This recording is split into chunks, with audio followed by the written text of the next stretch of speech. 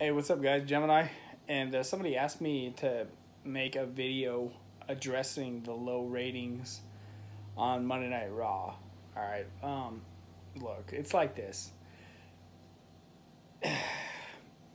Wrestling for years and years has been an up and down thing. It goes through hot periods. It goes through cold periods. Ratings go up. Ratings go down. Like, for instance, the 80s, like 85 through 90, WWF's ratings were like through the roof.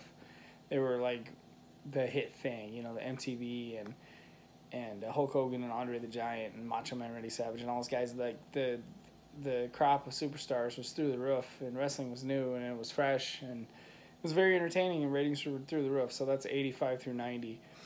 Now, if you look a little deeper at it, like 1992 through 96, both in WCW and WWF, they were down periods of time where the ratings were low, where they had trouble getting fans inside the building. They were lucky to get 3,000 or 4,000 people at a WCW show. And WWF wasn't much better. The product 92 through 96 was down. But then in 96, a superstar came up that captivated everyone's imagination, and Stone Cold Steve Austin, and it took off again. Now, the current product right now is waiting for that person to captivate everyone's imagination and bring the ratings way back up, and it very well could happen. WWE has restaffed their entire roster with young talent waiting to break out. It's who is going to break out and who's going to become a household name. Nobody really knows. I mean, it could be, the guy with, what's the guy's name with the guitar? I haven't been watching Alias, go walk with Elias. It could be him. I mean, he could be the breakout star that becomes a household name. Obviously, John Cena, his time passed. He had his run where he became a household name. The Rock's time, he comes and he's busy with his movies. Great movies, too, by the way. It could be, it could be Becky Lynch that becomes the world-famous household name. Nobody really knows who's going to become that big breakout star, but wrestling's always been up and down. Right now, the ratings are low. It's a down period. I don't know if it's necessarily their time slot, but for me, they start at Monday night at 8 o'clock. Generally, for me, on a Monday night at 8 o'clock, I'm either watching a movie that time, because, to wait till a show till 8 o'clock is kind of late. I'm either watching a movie at that time, or, I'm out doing something, or I got something going on Monday nights at 8 o'clock, so maybe it's the time slot. I think they'll figure it out.